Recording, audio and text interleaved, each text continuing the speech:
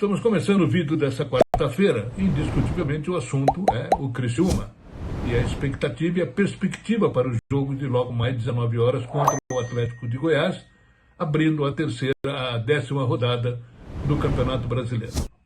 Mas antes de tudo, espero que vocês curtam, compartilhem e comentem esse vídeo. Por favor, se inscrevam no canal.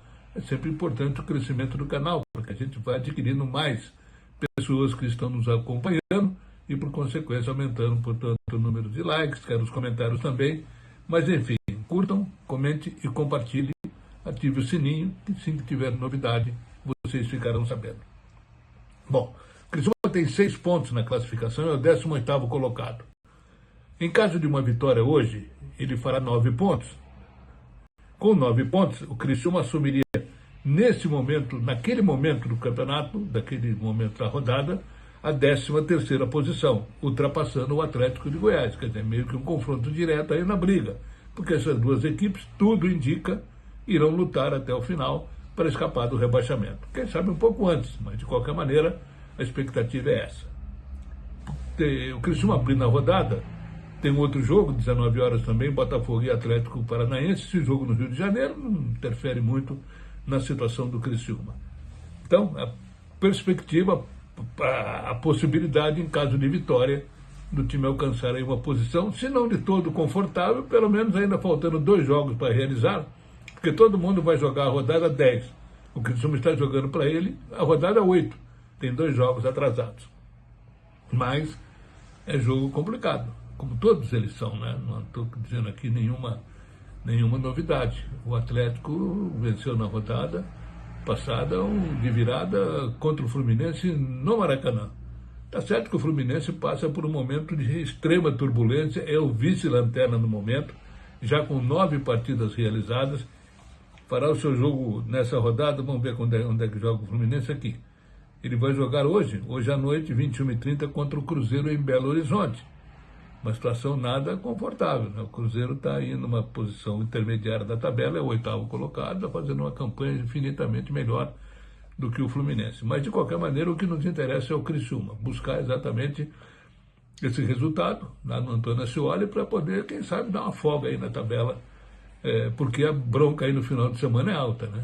Vem aqui o Botafogo. Então, esse jogo de hoje, ele cresce de importância na medida em que o jogo seguinte será mesmo em casa, contra o Botafogo, líder do campeonato, o melhor time do campeonato até agora.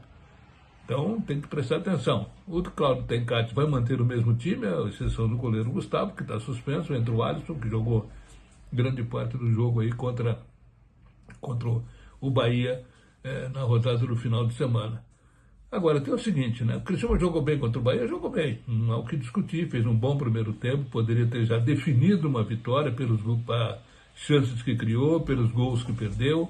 No final do jogo, com um jogador a menos, teve lá o Marquinhos Gabriel praticamente na cara do gol para poder definir a partida e não conseguiu definir a vitória. Mas, enfim, é um jogo, né, que o time é o mesmo.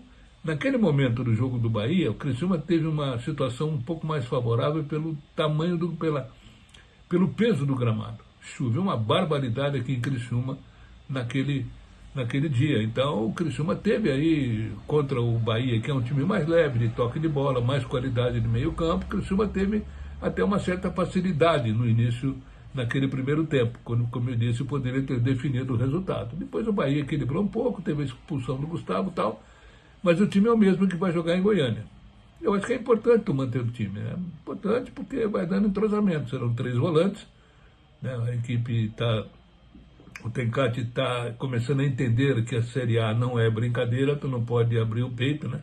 Jogar aí com 3 atacantes, deixar com apenas 1 ou 2 volantes, meia e tal.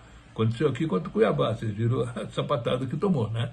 Então, vamos ver se mantendo o time ele consegue dar exatamente esse entrosamento um pouco maior com o Nilton, com o Barreto, com o Ronald, jogadores que são os homens de marcação, alguns saem para o jogo também, tipo o Ronald.